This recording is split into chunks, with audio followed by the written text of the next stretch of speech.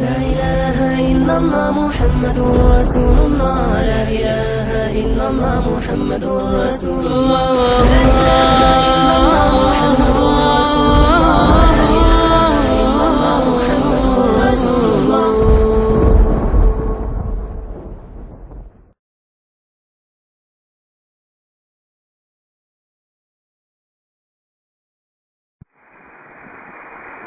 الحمد لله نحمده ونستعينه ونستغفره ونؤمن به ونتوكل عليه ونعوذ بالله من شرور أنفسنا ومن سيئات أعمالنا من يهده الله فلا مضل له ومن يضلله فلا هادي له وأشهد أن لا إله إلا الله وحده لا شريك له وأشهد أن سيدنا وسندنا ونبينا ومولانا محمدا عبده ورسوله صلى الله تعالى عليه وعلى آله وأصحابه وبارك وسلم تسليما كثيرا. أما بعد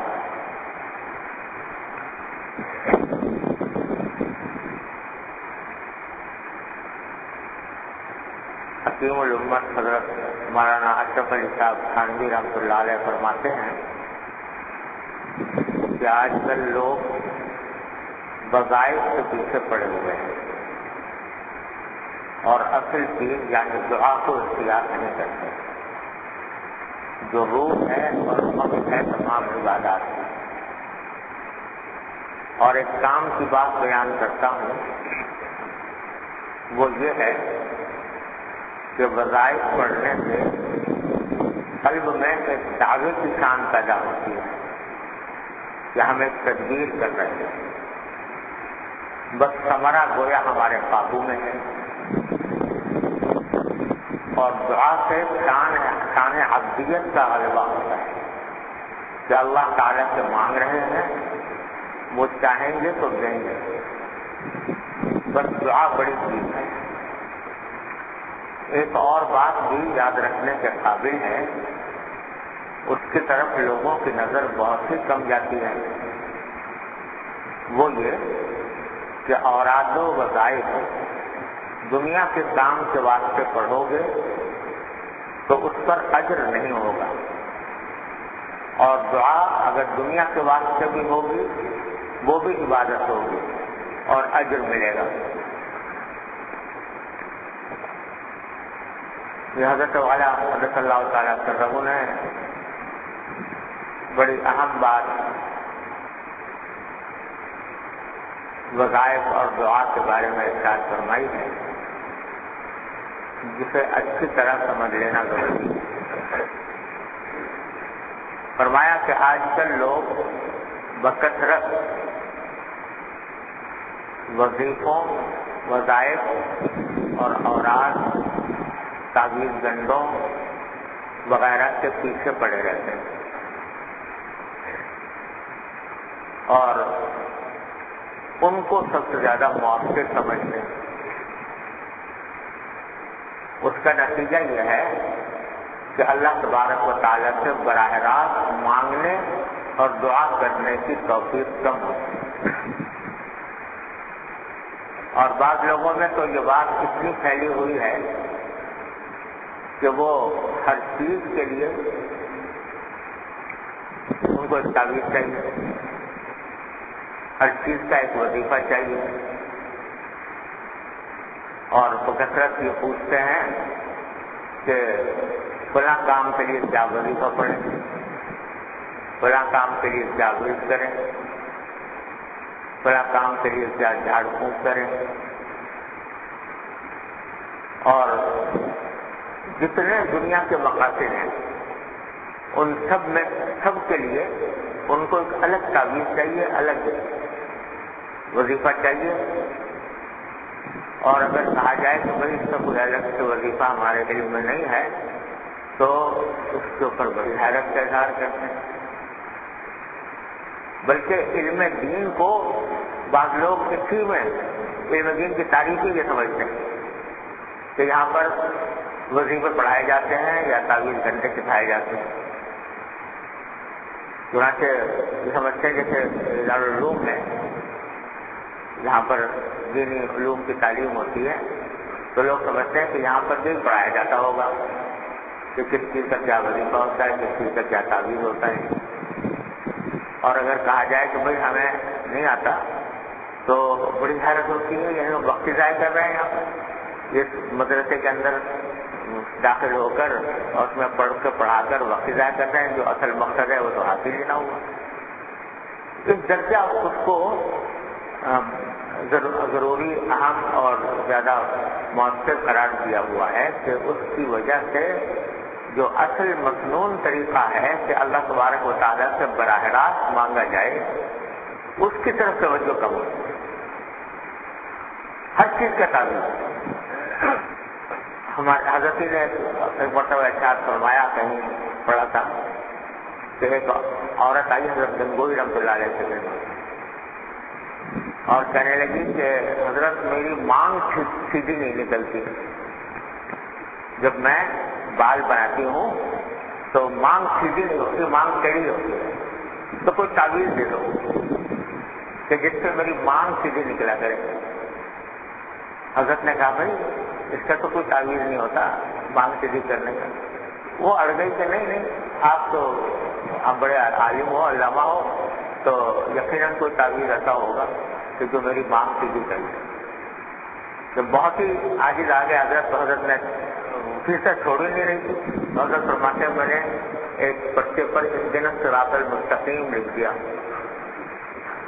اهدنا الصراط المستقیم لکھ کے کہا کہ یہ تعویذ مانگ لیں۔ وہ اللہ کا کرنا ایسا ہوا، اللہ کے ایک بندے نے لکھا تھا کہ وہ باندھا اس سے مانگ سیدھی ہونے لگی۔ تو غرض یہ کہ ہر چیز کے لیے لوگ اس انتظار میں رہتے ہیں کہ اس کا کوئی مخصوص وظیفہ ہونا چاہیے، مخصوص تعویذ ہونا چاہیے، اور سارا دھیان اسی طرف لگا ہوا ہے اور دعا سے غافل ہے۔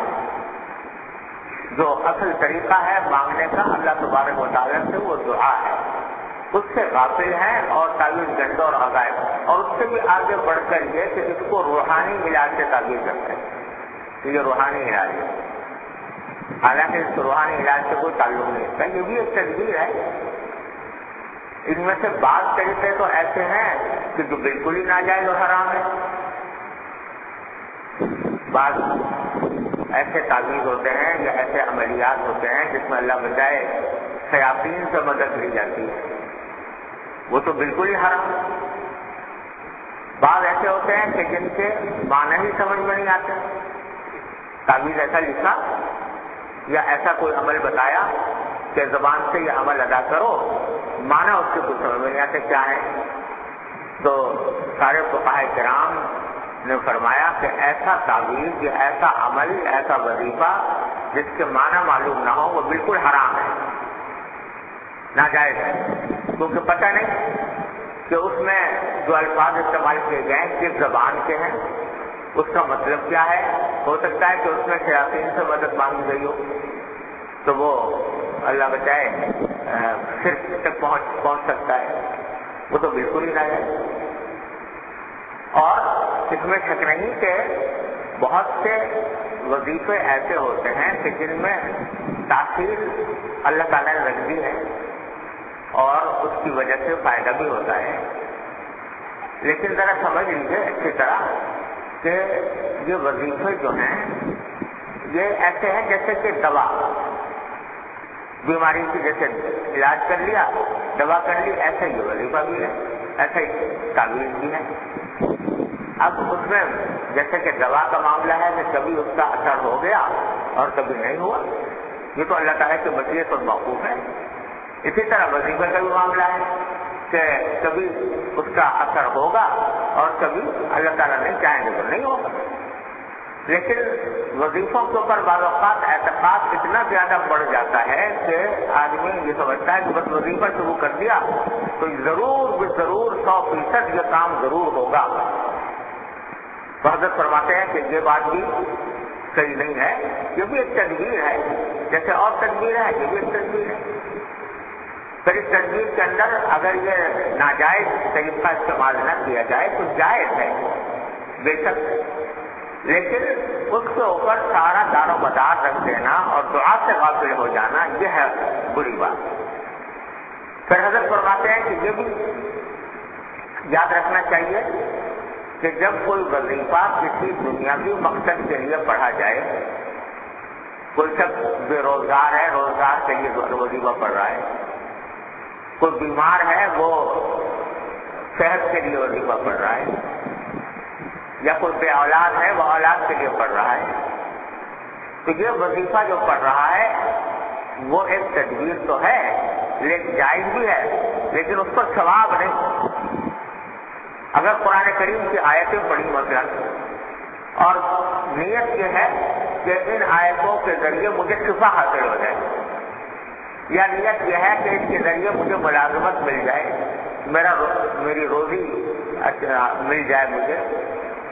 تو جائز تو ہے لیکن اس کے اوپر تلاوت کا ثواب ہے. تلاوت کا ثواب ختم. جب تم نے اس آیت کو کسی دنیاوی مقصد کے لیے استعمال کیا اس کے پڑھنے کو، تو تلاوت پھر وہ اللہ کے لیے نہ ہوئی، اس لیے اس کے اوپر اجر و ثواب نہیں. ہاں جائز ہے پڑھ لو تو جائز ہے، اس کے اندر آدمی کو ہو سکتا ہے اللہ تعالیٰ اس میں تاثیر عطا فرما دے، فائدہ ہو جائے. یہاں تھوڑی سی اور تفصیل عرض کر دو. بعض اوقات ایک مرتبہ میں نے پہلے بھی یہ بات کہی کہ لوگوں کے دل میں غلط فہمیاں پیدا ہو گئی تھی، تو اس کو میں ذرا وضاحت سے عرض کر دوں کہ یہ جتنی بھی عبادتیں ہیں یہ اسی وقت اجر و ثواب کا سبب بنتی ہیں جبکہ وہ خالصتاً اللہ تبارک و تعالیٰ کو راضی کرنے کے لیے کی جائیں، اللہ تعالیٰ کے حکم کے لیے. انما الاعمال بالنیات، تمام اعمال کا دار و مدار نیتوں پر ہے. تو نیت اگر اللہ تعالیٰ کو راضی کرنے کی ہے، اللہ تعالیٰ کی خوشنودی حاصل کرنے کی ہے تو ثواب ملے گا. نماز فرض کرو، نماز آپ پڑھ رہے ہو تو نماز کا ثواب اسی وقت ملے گا جبکہ اس کا مقصد سوائے اللہ تعالیٰ کی عبادت کے، بندگی کے، اللہ تعالیٰ کی خوشنودی حاصل کرنے کے کوئی اور مقصد نہ ہو. اگر نماز کسی دنیاوی مقصد کے لیے پڑھی جا رہی ہے تو اس میں اجر و ثواب نہیں. اسی طرح تلاوت کا معاملہ ہے. تلاوت قرآن کریم کی اس وقت اجر و ثواب رکھتی ہے جبکہ اس کو محض اس لیے کیا جائے کہ ایک عبادت ہے، بندگی ہے، اللہ تبارک و تعالیٰ کو راضی کرنا مقصود ہے، اللہ تبارک و تعالیٰ کی خوشنودی حاصل کرنا مقصود ہے. اس نیت سے اگر تلاوت کرو گے تو اجر و ثواب ملے گا انشاءاللہ. لیکن اگر اس تلاوت کا اصل مقصد اللہ تعالیٰ کو راضی کرنا نہیں بلکہ اس کا مقصد یہ ہے کہ میرا فلاں دنیاوی مقصد حاصل ہو جائے، میرا قرضہ ادا ہو جائے،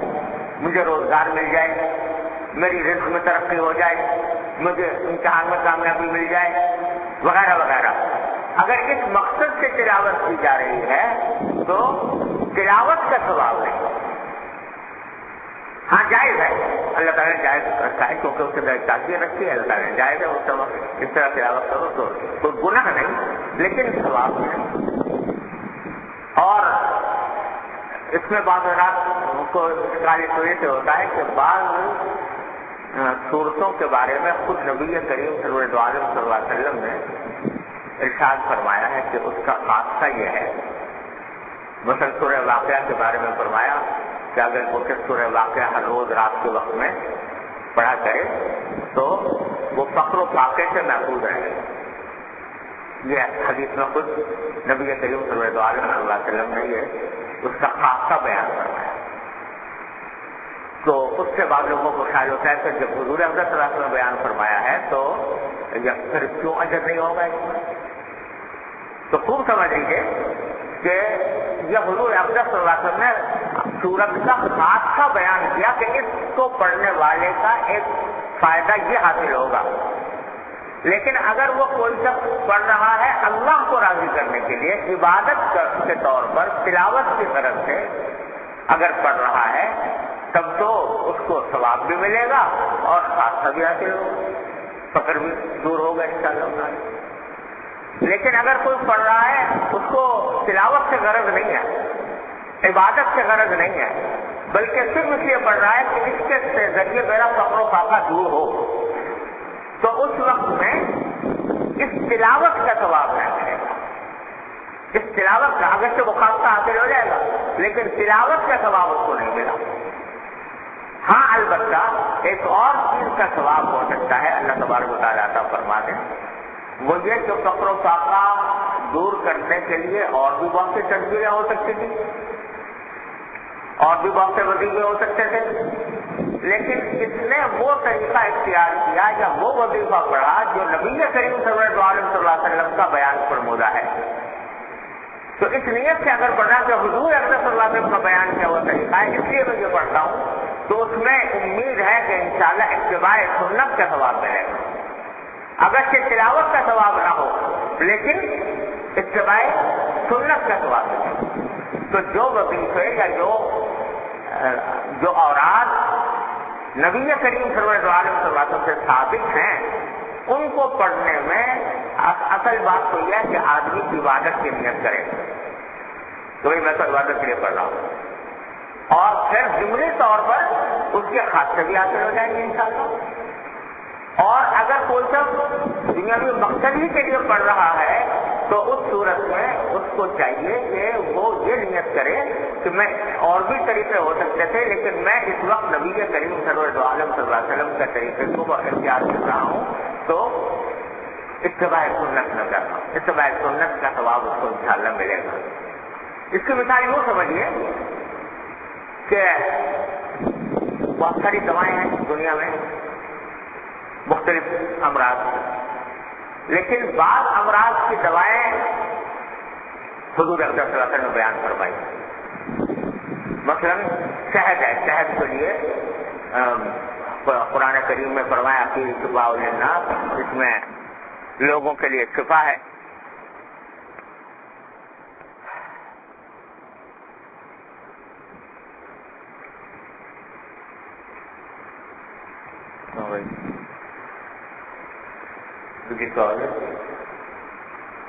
تو قرآن کریم میں فرمایا کہ شفاء للناس، اس میں شفا ہے، اور نبی کریم صلی اللہ علیہ وسلم نے صحابی کو علاج کے طور پر شہد تجویز فرمایا۔ تو اب شہد کھانا فی نفسی تو کوئی ثواب نہیں، ایک مباح کام ہے کھانا یا پینا، لیکن اور اگر کوئی شخص دوا کے طور پر استعمال کرے تو بھی جائز ہے، لیکن کوئی فی نفسی ثواب نہیں۔ لیکن آدمی دوسری دوائیں چھوڑ کر شہد کو اس لیے استعمال کرے کہ نبی کریم صلی اللہ علیہ وسلم نے علاج کے طور پر تجویز فرمایا تھا، لہذا میں آپ کی سنت کی اتباع میں شہد استعمال کر رہا ہوں، تو اس اتباع سنت کا ثواب ملے گا۔ شہد کھانے میں فی نفسی کوئی ثواب نہیں تھا، لیکن اس نیت کی وجہ سے وہ ثواب بن گیا۔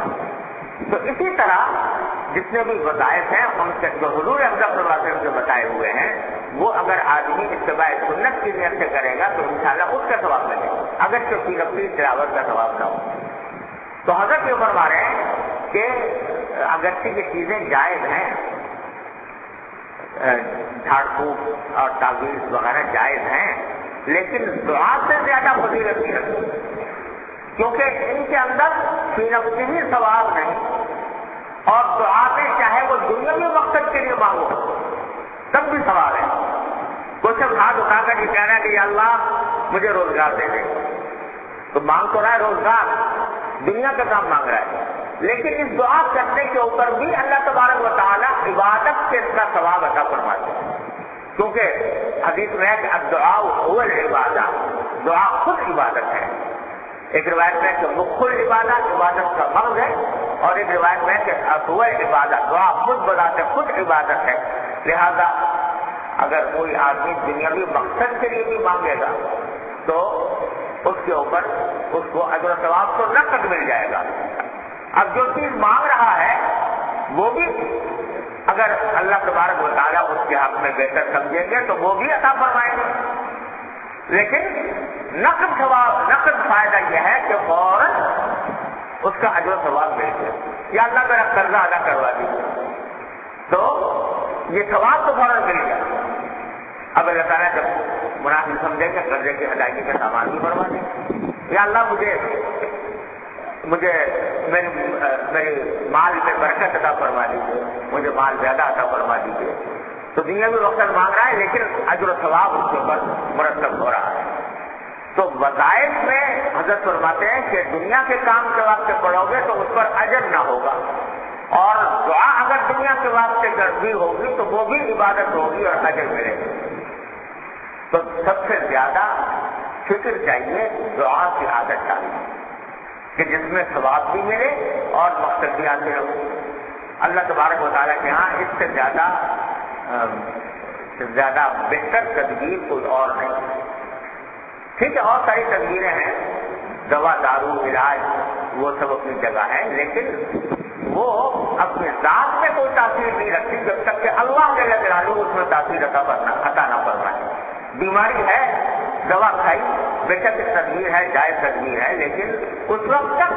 اس میں تاثیر پیدا نہیں ہوگی جب تک کہ اللہ جل جلالہ اس میں تاثیر پیدا نہ فرمائے. لہذا دوا کھاؤ لیکن دعا کر کے کھاؤ کہ یا اللہ اپنے فضل و کرم سے اس کو میرے لیے مؤثر بنا دیں,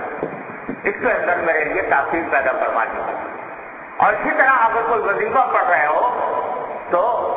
وظیفے کا بھی وہ حال ہے جو دوا کا ہے, یعنی وہ اس وقت تک مؤثر نہیں ہوگا جب تک کہ اللہ تبارک و تعالیٰ اپنے فضل و کرم سے اس کے اندر تاثیر پیدا نہ فرمائے. لہذا آپ یہ کہیے کہ یا اللہ یہ تدبیر کر تو رہا ہوں لیکن تاثیر ڈالنا آپ کا کام ہے, آپ اپنے فضل و کرم سے تاثیر ادا فرمائیں. یہ دعا بڑی عظیم نعمت ہے. حضرت فرماتے ہیں کہ اس کی طرف سے بے فکری جو ہے یہ کسی طرح بھی مناسب نہیں, بلکہ اگر دیکھو تو یہ ایسی چیز ہے کہ ہماری دنیا و آخرت بدل سکتی ہے. اگر اللہ تبارک و تعالیٰ ہمیں صحیح معنی میں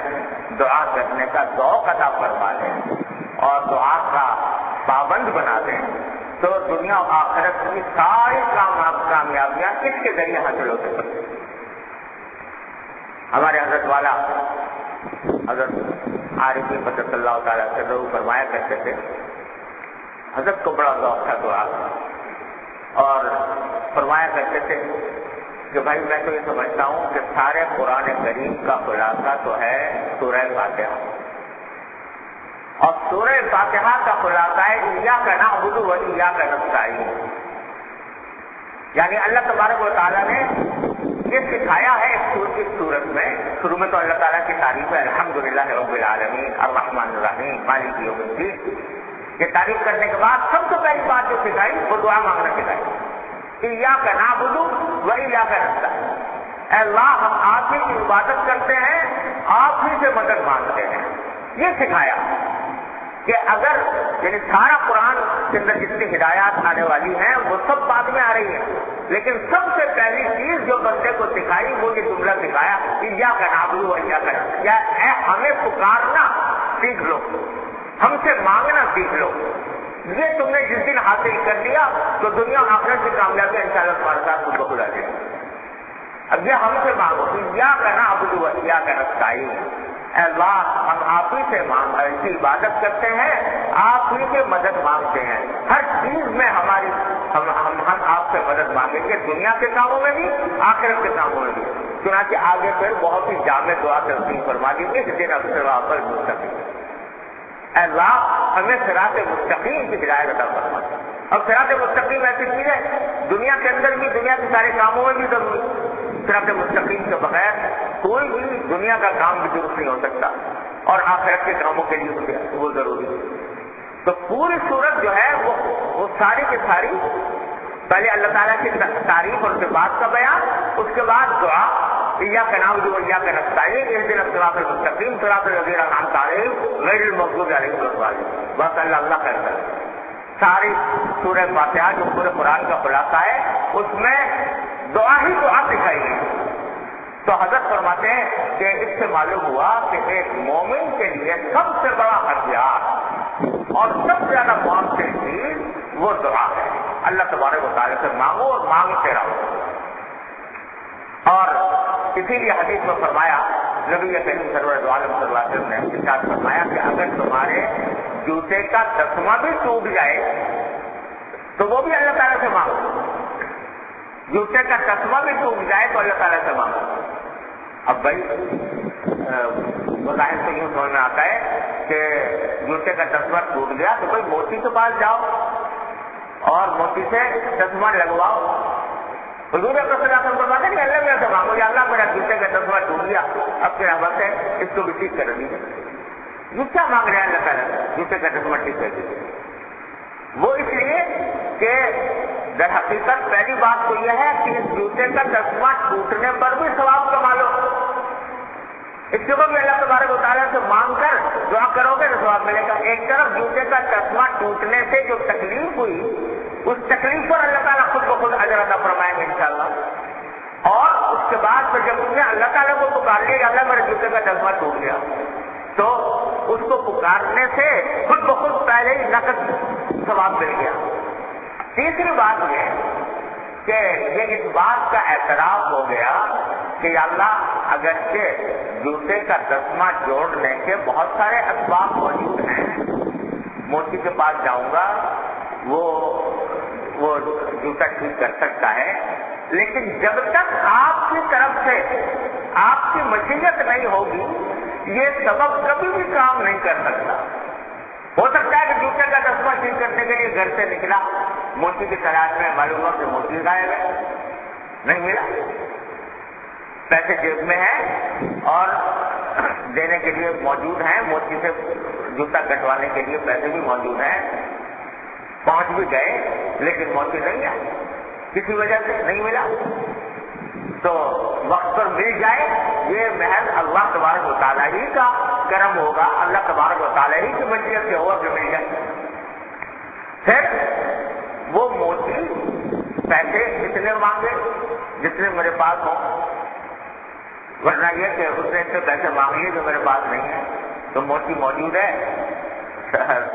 جوتے کا تسمہ ٹھیک کرنے کا راستہ بھی موجود ہے, لیکن میرے پاس اتنے پیسے ہی نہیں تو اس کو دے سکوں, تو رہ گئے وہیں پر. جب بھی اللہ تبارک و تعالیٰ ہی عطا فرمائیں گے کہ اتنی استطاعت بھی ہو کہ میں وہ کام کروا لوں. پھر پیسے بھی کیا ہو گئے, دے بھی دیا, موتی بھی مل گیا, لیکن موتی سے غلطی ہو گئی بنانے میں اور وہ ٹھیک طریقے سے نہ بنا سکا, تو پھر وقت بہت ہو گیا. تو معلوم ہوا کہ ہر قدم پر اللہ جل جلالہ کی مشیت کی ضرورت ہے. جب تک وہ نہیں ہوگی تو کبھی بھی کام نہیں بن سکے گا. اس واسطے نبی کریم صلی اللہ علیہ وسلم فرماتے ہیں کہ تسمہ بھی ٹوٹ جائے تو اللہ تعالیٰ سے مانگو. اس پر حضرت حکیم الامت صلی اللہ علیہ وسلم نے بڑی عجیب بات ارشاد فرمائی. اللہ تعالیٰ سب کو سمجھنے اور اس پر عمل کرنے کی توفیق عطا فرمائے. وہ یہ ہے کہ عام طور سے لوگ اس وقت تو دعا مانگتے ہیں جب کوئی کام مشکل نظر آ رہا ہوتا ہے, مشکل نظر آ رہا ہے ایک کام اور بظاہر اس کے اسباب کبھی اسباب موجود نہیں ہیں, تو آدمی جو ایک آدمی بے روزگار ہے, اب پتہ نہیں روزگار ملے گا کہ نہیں ملے گا, وہاں پر دعا مانگے گا کہ یا اللہ مجھے روزگار دے دیا. وہاں تو دعا مانگنے کی پھر بھی توفیق ہو جاتی ہے, یا اللہ روزگار دے دیا. قرضہ ہو گیا ہے اور کچھ پتہ نہیں کہ میں اتار سکوں گا نہیں اتار سکوں گا, وہاں پر دعا مانگ لیں کہ یا اللہ قرضہ اتار دے. لیکن جس چیز کے اسباب 100% موجود ہوں, 100% موجود ہے, اس وقت میں دعا مانگنے کی فکر کسی کو نہیں ہوتی. مثلا مثال کے طور پر آپ نے گھر والوں سے جا کر کہا کہ بھائی کھانا نکال دو, کھانا نکال دو, کھانا بھوک لگی ہوئی ہے, کھانا کھانا چاہتا ہوں, کھانا نکال دو. اب انہوں نے کھانا نکالا, برتن میں رکھا, لے کر آ رہے ہیں پھر آپ کو کھلانے کے لیے. تو اسباب 100% موجود ہیں، کہ بھوک مٹانے کے اسباب 100% موجود ہیں۔ اس وقت کسی کو یہ توجہ نہیں ہوتی کہ میں مانگوں یا اللہ میں مجھے کھانا کھلا دے، کیوں؟ اس واسطے کہ آنکھوں سے دیکھ رہا ہے کہ 100% اسباب موجود ہے، یہ ابھی آئے گا اور میرے سامنے رکھا جائے گا اور میں کھانا شروع کر دوں گا، بھوک مٹ جائے گی۔ وہاں دعا کرنے کی توفیق نہیں ہوتی، دعا کرنے کا خیال بھی نہیں آتا، ارے بھائی سب موجود ہے، کھائیں گے، آئے گا کھانا کھا لیں گے، بھوک بج جائے گی۔ حضرت فرماتے ہیں ہمارے حضرت حکیم الامت خدا سلام کہ یہی موقع ہے دعا مانگنے کا، یعنی اللہ تبارک و تعالیٰ پر بھروسہ کرنے کا یہی وقت ہے کہ آیا تمہیں بھروسہ اس لانے والے کے کھانا لانے پر ہے اور اس کے ہاتھ میں جو برتن ہے اس برتن پر بھروسہ ہے، اس میں جو کھانا ہے اس کھانے پر بھروسہ ہے، یا اللہ تبارک و تعالیٰ پر بھروسہ ہے؟ اگر اس وقت مانگو کہ یا اللہ یہ کھانا ٹھیک سلامتی سے میرے پاس پہنچ جائے اور میں عافیت کے ساتھ اس کو کھا لوں، تو اس کا مطلب یہ کہ تم اس پر بھروسہ نہیں کر رہے، اللہ تبارک و تعالیٰ کی ذات پر بھروسہ کر رہے ہو۔ کیونکہ اگرچہ بظاہر دیکھنے میں صورتحال ایسی ہے کہ کوئی رکاوٹ نہیں ہے کھانا آنے میں اور کھانے میں، اسباب 100% موجود ہے، لیکن کیا یہ نہیں ہو سکتا کہ آتے آتے پاؤں پھسلے اور سارا کھانا الٹ جائے؟ کیا یہ نہیں ہو سکتا کہ جب وہ تمہارے پاس پہنچے تو خدا نہ کرے تمہیں کوئی ایسی بیماری لاحق ہو جائے، فالج کا اٹیک ہو جائے، کچھ ہو جائے جس کے نتیجے میں نہ کھا سکو؟ کیا یہ نہیں ہو سکتا کہ اس کھانے کے اندر کوئی ایسی چیز شامل ہو جائے اس دوران کہ اس کی وجہ سے وہ کھانا اکارت ہو جائے، بیکار ہو جائے؟ یہ امکانات اگرچہ کم ہیں مگر ہیں، لہذا جب تک اللہ جل جلالہ کی توفیق نہیں ہوگی یہ 100% نظر آنے والے اسباب کے کام نہیں دیں گے، اس وقت بھی ضرورت ہے کہ تم اللہ تبارک و تعالیٰ سے مانگو۔ تو حضرت فرماتے ہیں کہ جو فرمایا گیا ہے کہ جوتے کا دستمن ٹوٹ جائے تو بھی اللہ سے مانگو، یہ اسی طرف توجہ دلانے کے لیے کہ ایسے مواقع پر جبکہ اسباب موجود ہیں اس وقت بھی اللہ تعالیٰ سے مانگو۔ بظاہر جوتے کا دستمن ٹوٹنے کے اس کو جوڑنے کے اسباب موجود ہیں، کوئی دقت نہیں ہے بظاہر، لیکن اس وقت بھی مانگو اے اللہ اپنے رحمت سے میری جوتے کا دستمن ٹھیک کر دیجیے، اللہ تعالیٰ سے مانگو۔ تو معلوم ہوگا کہ تمہارا بھروسہ اسباب پر نہیں، مسبب الاسباب پر ہے، اللہ تبارک و تعالیٰ کی مشیت پر ہے، اللہ تبارک و تعالیٰ کے فضل و کرم پر ہے، وہ بھی مانگو اللہ تعالیٰ۔ تو دعا ایسی چیز ہے جس کو ہر حال میں مانگنے کا اپنا شعار بنانا چاہیے۔ ہمارے حضرت فرمایا کرتے تھے، اللہ تعالیٰ ان کے درجات میں فرمائے کہ اللہ تبارک و تعالیٰ کے سامنے منگتے بن جاؤ۔ منگتا اردو میں یہ کہا جاتا ہے اس شخص کو جو ہر وقت مانگتا ہی رہتا ہو، فقیر ہوتا ہے نا، یہ بھکاری ہر وقت مانگتے رہتے اس کو کہتے ہیں منگتا۔ تو اللہ تعالیٰ کے سامنے منگتے بن جاؤ، یعنی ہر وقت مانگتے رہو، کچھ نہ کچھ مانگ رہا ہو دل ہر وقت اللہ تبارک و تعالیٰ۔ اور حضرت بڑی پیاری مثال دیا کرتے تھے کہ تم جس چھوٹے بچوں کو دیکھا ہوگا، جو چھوٹے بچے ہیں وہ جس حالت میں بھی ہوں گے ماں کو پکاریں، کوئی تکلیف ہوگی، بھوک لگے گی تو امی امی، اور اگر کوئی کسی کو کوئی باہر تکلیف پہنچا دے گا تو بھائی گھر سے باہر ہیں، بچوں کے ساتھ کھیل رہے ہیں، کسی بچے نے تھپڑ مار دیا، کسی نے کوئی گوتا مار دیا، تکلیف پہنچی تو کیا کہے گا بچہ؟ امی کو پکارے گا، حالانکہ جانتا ہے امی کسی سن لی نہیں، یہاں پر وہ گھر میں ہے لیکن پکار رہا ہے اپنے امی۔ تو فرمایا کہ ایک بچے کو اپنی ماں کے ساتھ کتنا تعلق ہے کہ جو کوئی تکلیف پہنچتی ہے، جو کوئی مسئلہ کھڑا ہوتا ہے وہ فوراً اپنی امی کو پکارتا ہے۔ یہاں تک کہ چھوٹے بچے جو ہے اگر ان کو بیت الخلاء جانے کی حاجت ہوتی ہے تو پہلے امی کے پاس جا کے کہیں گے کہ میں امی مجھے پیشاب آ رہا ہے یا مجھے وہاں پوٹی میں جانے کی ضرورت ہے، تو ماں سے پہلے جا کے کہیں گے پھر جائیے۔ تو یہ جو حضرت فرماتے ہیں کہ ایک بچے کو اپنی ماں سے ایسا تعلق ہوتا ہے کہ ہر اپنی ضرورت اسی سے مانگتا ہے، اسی کی طرف کو پکارتا ہے۔ تو ارے بھائی کم از کم اتنے تو بن جاؤ اپنے اللہ میاں کے سامنے، جیسے کہ بچہ اپنی ماں کے سے بن جاتا ہے کہ کوئی حالت ہو کہ اللہ گرمی لگ رہی ہے گرمی دور فرما دیجیے، یا اللہ میں سردی لگ رہی ہے یہ سردی دور فرما دیجیے، یا اللہ بھوک لگ رہی ہے مجھے کھانا اچھا کھلا دیجیے، یا اللہ مجھے پیاس لگ رہی ہے میرے پانی مجھے پیاس مٹانے کا انتظام کر دیجیے، یا اللہ میں باہر نکلا ہوں کہیں جانے کے لیے سواری درکار ہے اللہ اچھی سواری دے دیجیے، سواری میں بیٹھ گیا ہوں یا اللہ سواری کو عافیت کے ساتھ پہنچا دیجیے، اپنی منزل تک پہنچا دیجیے، یا اللہ جن سے ملنے کے لیے جا رہا ہوں ان سے بڑی ملاقات کرا دیجیے، یا اللہ یہ کھانا سامنے آیا ہے عافیت کے ساتھ کھلا دیجیے، یا اللہ یہ میں گھر میں داخل ہو رہا ہوں میں گھر کے اندر منظر اچھا دیکھوں، اپنے گھر والوں کو اپنے بیوی بچوں کو عافیت کے ساتھ پاؤں، اللہ مجھے اس طرح داخل کر دیجیے گھر کے اندر، گھر سے باہر نکل رہا ہوں یا اللہ گھر سے باہر نکلا ہوں پتہ نہیں کیا حالات پیش آ جائیں، اپنی رحمت سے مجھے اپنے مقصد میں کامیاب کروا دیجیے۔ غرض جو جس حالت میں ہو اور جس مقصد کے لیے آگے بڑھ رہے ہو اس مقصد کو اللہ تبارک و تعالیٰ کے سامنے پیدا رکھ کر مانگو اللہ تعالیٰ۔ یہ ایسا نسخہ تکفیر ہے کہ جیسے میں نے عرض کیا کہ ہر دعا پر اجر و ثواب مل رہا ہے، ہر دعا پر اجر و ثواب، ہر دعا عبادت لکھی جا رہی ہے، اللہ تبارک و تعالیٰ کی بارگاہ میں عبادت لکھی جا رہی ہے، اور اگر جو چیز مانگی جا رہی ہے تو انشاءاللہ اللہ تبارک و تعالیٰ جب تمہارے لیے حق میں مناسب ہوگا تمہیں ضرور عطا فرمائیں گے انشاءاللہ۔ اس یقین کے ساتھ مانگو کہ اللہ تعالیٰ ضرور دیں گے، اور اللہ تبارک و تعالیٰ مناسب وقت پر دیں گے، جب میرے حق میں بہتر ہوگا اس وقت دیں گے،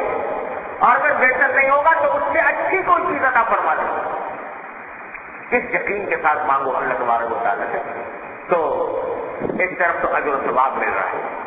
دوسری طرف یہ حضرت ہمارے حضرت فرماتے تھے کہ اللہ جل جلالہ کے ساتھ تعلق پیدا کرنے کا یہ بہترین ذریعہ ہے۔ جتنے مجاہدے جتنی ریاضتیں صوفیاء کرام کے ہاں منقول ہیں ان سب کا حاصل کیا ہے؟ حاصل کیا ہے کہ بندے کا تعلق اپنے اللہ کے ساتھ مضبوط ہو جائے، اللہ تعالیٰ کے ساتھ تعلق مع اللہ مضبوط ہو جائے، یہ ہے سارا مقصود۔ اور اس دعا کے ذریعے ہر قدم پر تعلق میں اضافہ ہو رہا ہے، تعلق میں مضبوطی پیدا ہو رہی ہے۔ جتنی مرتبہ دعا مانگو گے اللہ تبارک و تعالیٰ سے اتنا ہی اللہ تعالیٰ کے ساتھ رابطہ بڑھے گا، ہر رابطے کے اوپر انشاءاللہ تعلق مضبوط ہوگا۔ تو اللہ تبارک و تعالیٰ کے ساتھ تعلق مضبوط کرنے کا آسان ترین راستہ یہ ہے کہ اللہ تعالیٰ کے بارگاہ میں منگتے بن جاؤ، ہر وقت کچھ نہ کچھ تمہارا دل مانگتا رہے۔ اور یہ عجیب بارگاہ ہے اس کریم کی کہ دنیا میں کتنا ہی بڑا سخی داتا ہو کوئی، اگر اس کے پاس جا کے کوئی مانگے گا، 1 مرتبہ مانگے گا، 2 مرتبہ مانگے گا، 10 مرتبہ مانگے گا، 20 مرتبہ مانگے گا تو دے دے گا، لیکن اگر اس نے پیچھا ہی پکڑ لیا کہ ہر وقت کھڑا ہے کچھ نہ کچھ مانگ رہا ہے تو وہ پھر اس کو کان پکڑ کے نکال دے گا، بھائی تو میرے پیچھے پڑ گیا۔ لیکن اللہ تبارک و تعالیٰ کی بارگاہ ایسے کریم کی بارگاہ ہے کہ جتنا مانگو گے اتنا ہی اللہ تعالیٰ راضی ہوگا، یہاں تک کہ اگر نہیں مانگو گے تو ناراض ہوگا۔ من لم یسأل اللہ یغضب علیہ، جو اللہ تعالیٰ سے نہیں مانگتا اللہ تعالیٰ سے ناراض ہوگا، وہ راضی اس بات میں ہے کہ میرا بندہ مجھ سے مانگے۔ تو یہ چیز تعلق مع اللہ کو مضبوط کرنے کے لیے ایک بہترین ذریعہ ہے جو اللہ تعالیٰ نے آسان ترین ذریعہ عطا فرما دیا ہے۔ عادت ڈالنے کی بات ہے، دھیان کرنے کی بات ہے کہ آدمی دھیان اس بات کی طرف کرے کہ میں یہ تعلق حاصل کروں، قدم قدم پر اللہ تعالیٰ سے دل میں مانگ لو، دل میں مانگ لو، زبان سے بھی بعض اوقات کہنے کی ضرورت نہیں، دل میں مانگ لو۔ ہمارے حضرت حکیم الامت صلی اللہ تعالیٰ سے فرماتے ہیں کہ جب کوئی بندہ مجھ سے ملتا ہے مل کر کہتا ہے کہ اگر کوئی ایک بات پوچھنی ہے، کوئی بات پوچھنی ہے، تو فرمایا کبھی تکلف نہیں ہوتا الحمدللہ کہ دل میں ایک لمحے کے لیے دل میں یہ کہتا ہوں کہ یا اللہ پتہ نہیں یہ کیا بات پوچھ لے گا، اے اللہ جو بھی بات یہ پوچھے اس کا صحیح جواب میرے دل میں ڈال دیں۔ کہتے کبھی تکلیف نہیں ہوتی، زبان سے کسی کو پتہ بھی نہیں چلا، جب پوچھنے والے کو پتہ بھی نہیں چلا کہ انہوں نے کیا کیا، کیونکہ زبان سے نہیں کہا، دل میں اللہ تبارک و تعالیٰ مانگے یا اللہ اپنی رحمت سے میرے دل میں اس کا صحیح جواب ڈال دیجیے جو اس کے لیے فائدہ مند ہو جائے۔ اب اس کو تو پتہ بھی نہیں چلا کہ کیا ہوا، اور یہاں دل ہی دل میں اللہ تبارک و تعالیٰ کے ساتھ ایک مضبوط تعلق قائم ہوا، اللہ تعالیٰ کی بارگاہ میں مانگنے کی توفیق ہوئی، اللہ تبارک و تعالیٰ کی بارگاہ میں موجب اجر کام ہوا، اور اس کے نتیجے میں تعلق بھی مضبوط ہوا، اور امید ہے کہ انشاءاللہ جب آپ بھی وہ صحیح دل میں ڈال دیں اس کے نتیجے میں۔ تو بھائی یہ ایسا نسخہ ہے کہ جو ہر چھوٹے بڑے کے لیے، غنی اور فقیر کے لیے، عالم اور جاہل کے لیے، ہر شخص کے لیے بہترین بے نظیر نسخہ ہے۔ عمل کر کے دیکھو، جتنا زیادہ اس پر عمل کرو گے اتنے ہی اللہ تبارک و تعالیٰ کی طرف سے انشاءاللہ اس کے اوپر اجر و ثواب بھی ملے گا، اللہ تعالیٰ کا تعلق بھی مضبوط ہوگا۔ اللہ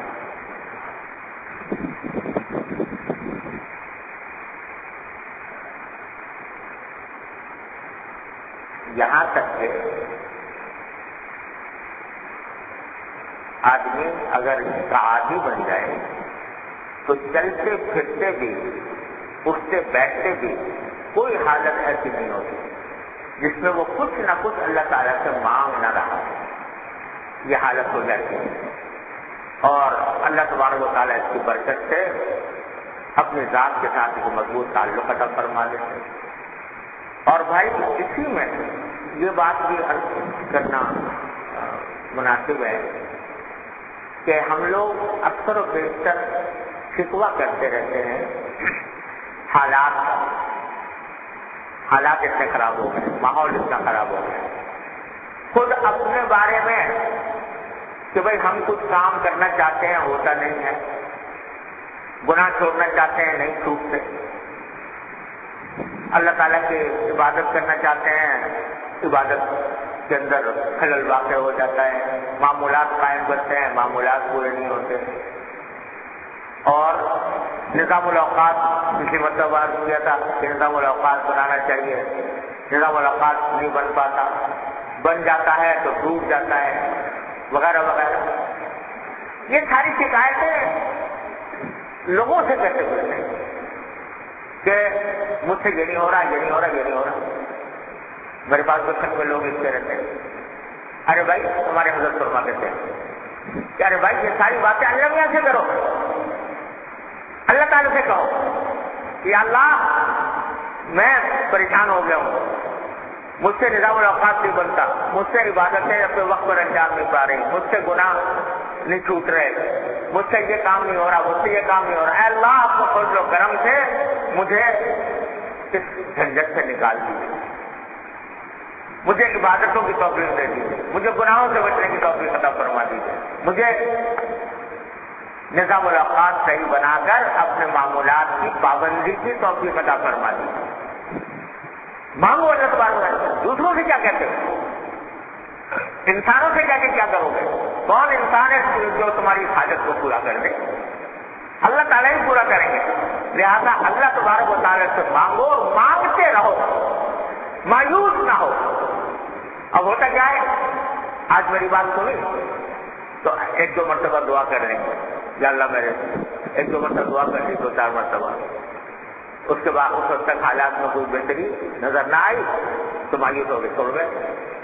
ارے مانگو اللہ تعالیٰ سے، مانگتے رہو، اللہ تبارک و تعالیٰ ضرور دیں گے انشاءاللہ، یہ چیزیں ضرور عطا فرمائیں گے، بشرطے کہ استقامت کے ساتھ مانگتے رہو۔ حدیث میں نبی کریم صلی اللہ علیہ وسلم نے فرمایا کہ دعا مانگ کر بے صبری کا مظاہرہ نہ کرو، تم جلدی بچاتے ہو کہ میں نے آج مانگا بس فوراً ملنے چاہیے۔ ارے بھائی یہ اللہ تبارک و تعالیٰ نے تمہیں ایک طریقہ بتایا ہے، ہر چیز کے طریقے کے اثرات ظاہر ہونے میں بعض اوقات کچھ وقت لگ جاتا ہے، تو اس میں بھی وقت لگ سکتا ہے، لیکن چھوڑ کے نہ بیٹھو، مایوس ہو کر نہ بیٹھو، مانگو اور مانگتے رہو، چلتے پھرتے مانگو، اٹھتے بیٹھتے مانگو، زبان سے مانگو، دل سے مانگو، پیچھے پڑ جاؤ لگنے سے کہ اللہ آپ دیں گے، آپ سے میں یہ لے کر رہوں گا۔ اور جس طرح ایک بچہ جو ہے وہ ناز سے اپنے والدین سے لگ لپٹ کر مانگتا ہے، پیچھے پڑ کر مانگتا ہے، اللہ میاں سے اس طرح پیچھے پڑ، اللہ میں سے لگ لپٹ کے مانگو کہ اللہ میں لے کے رہوں گا، آپ کے سوا کون ہے جو دے گا، آپ کے سوا کہاں جاؤں، کس سے مانگوں، کس گھر پر جاؤں، کون سا گھر ہے میرے لیے، آپ یہ عطا فرمائیں گے، اور میں اس یقین کے ساتھ مانگتا ہوں کہ آپ ضرور عطا فرمائیں گے۔ تو ذرا پیچھے پڑھ کے تو دیکھو اللہ میں، تو اللہ تبارک و تعالیٰ انشاءاللہ ضرور عطا فرمائے گا۔ خاص طور سے اگر کوئی شخص اپنے دین کی اصلاح کے لیے مانگتا ہے تو اللہ تعالیٰ رد نہیں فرماتے، یا دیں گے یا اس کے عذاب سے محفوظ رکھیں گے انشاءاللہ۔ ہمارے حضرت یہاں تک فرما دیتے اللہ میاں سے کہو کہ اللہ میاں مجھے یہ دے دیجیے اور گناہوں سے بچنے کی توفیق عطا فرما دیجیے، ورنہ پھر مجھ سے مواخذہ نہ فرمائیے، ورنہ پھر مجھ سے مواخذہ نہ فرمائیے گا، گرفت نہ فرمائیے گا۔ کہو اللہ میاں سے، اللہ تبارک و تعالیٰ سے، تو اللہ تبارک و تعالیٰ یا عطا فرما دیں گے یا پھر کم از کم عذاب سے محفوظ رکھیں گے۔ لیکن مانگ کے تو دیکھو، جاؤ تو صحیح اللہ تبارک و تعالیٰ کی بارگاہ میں۔ میں پچھلے دنوں آپ سے پچھلے ہفتے میں عرض کر رہا تھا کہ وقت کی قدر و قیمت پہچاننے کی بات، نظم اوقات بتانے کی بات، حضرت شیخ الرحمۃ کا واقعہ بتایا۔ تو اب کتنا وقت ہم لوگوں کا ضائع ہوتا ہے بیکار کاموں میں، تو یہ بھی اللہ تعالیٰ سے مانگنے کی بات ہے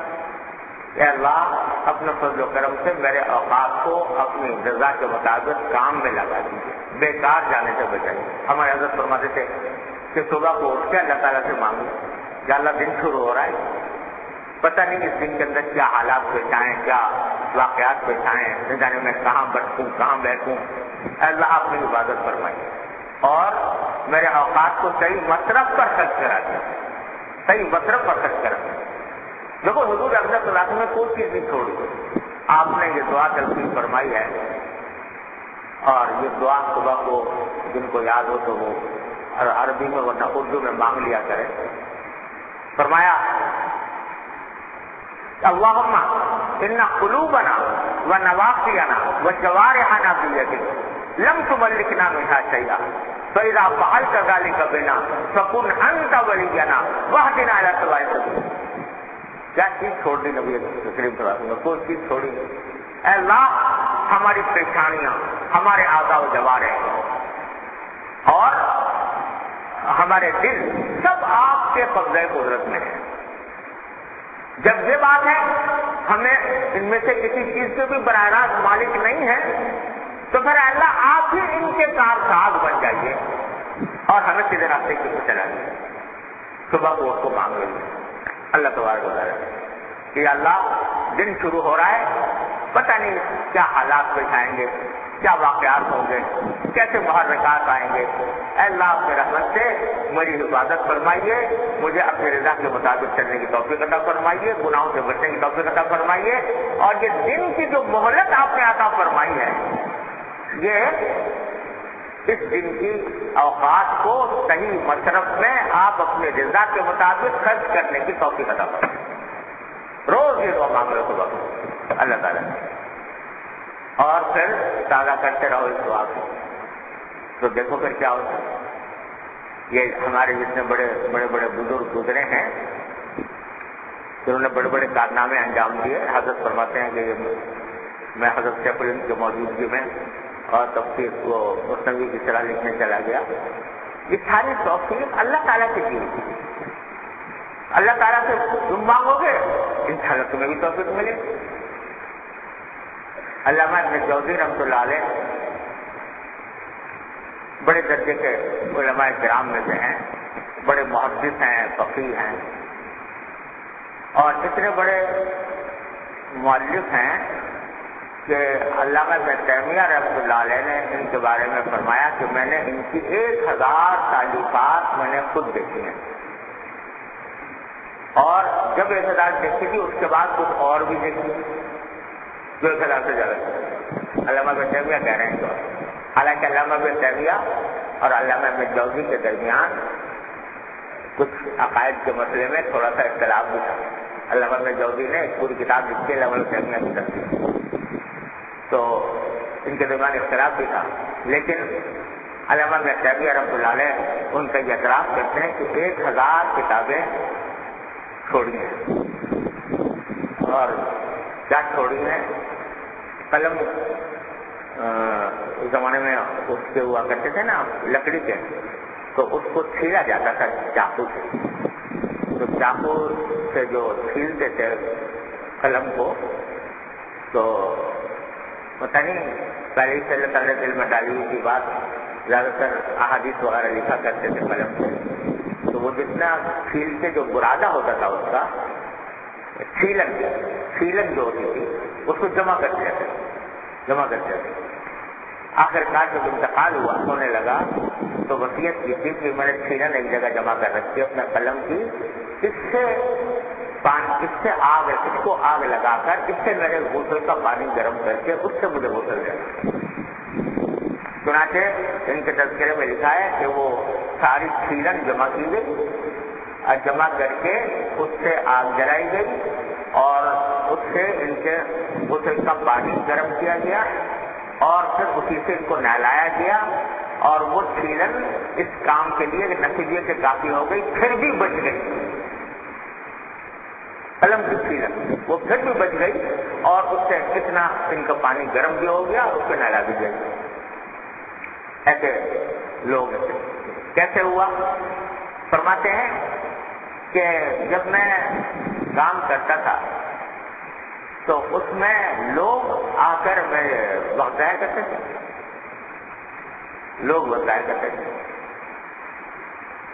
کوئی آ گیا آ کے بیٹھ گیا جم کے، اور جانے کا نام ہی نہیں رہتا۔ اب مجھے تکلیف ہو رہی ہے کہ میرے کام کرنے کا وقت ہے، یہ آدمی آ کے مجھے ستا رہا ہے اور وقت ضائع کر رہا ہے، تو اب اگر میں اس کو دھتکار دوں تو یہ بداخلاقی، اور اگر نہ دھتکاروں اس کو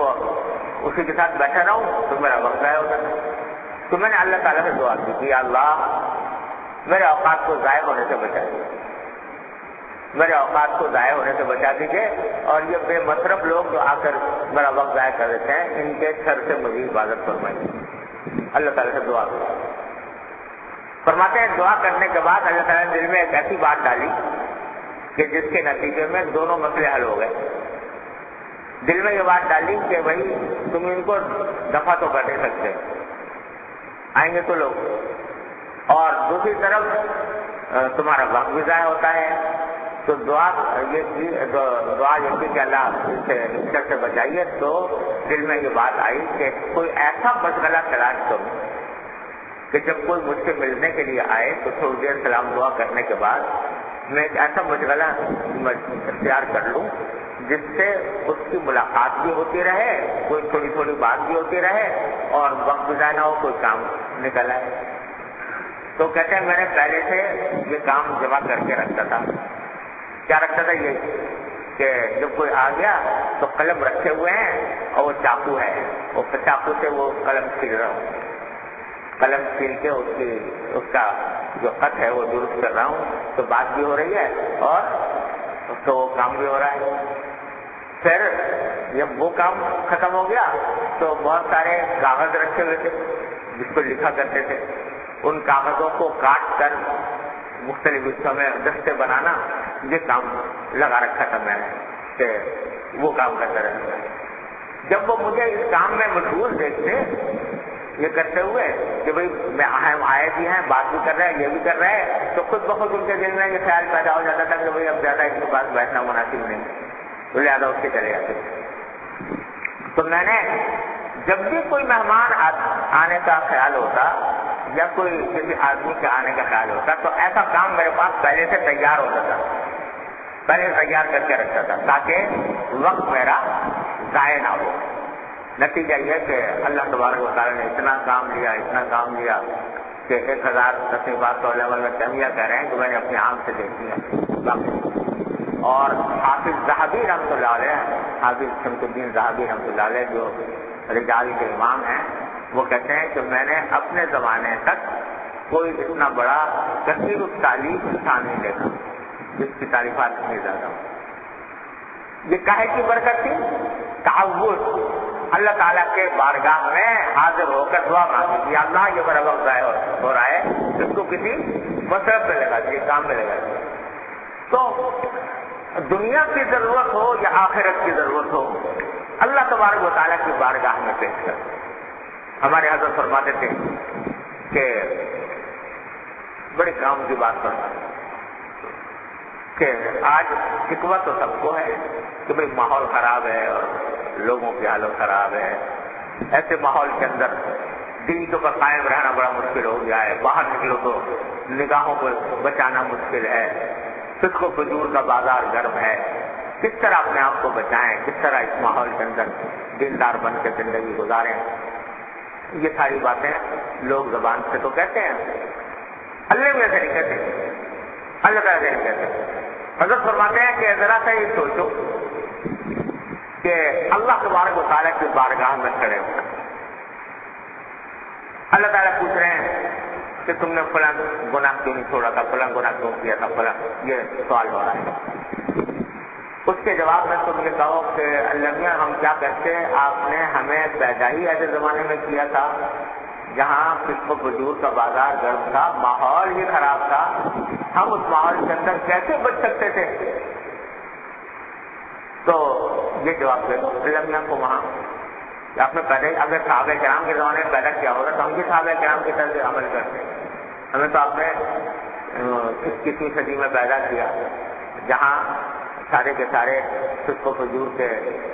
حالات تھے، تو اس میں ہم اپنے آپ کو کیسے بچاتے؟ یہ تو جواب دے دیا تم نے. اگر اس کے جواب میں اللہ تبارک و تعالیٰ یہ فرما دیں کہ ارے یہ سارے ماحول جو ہے یہ میرا ہی تو پیدا کیا ہوا تھا، تو تم نے مجھ سے کیوں نہیں کہا، مجھ سے کیوں نہیں مانگا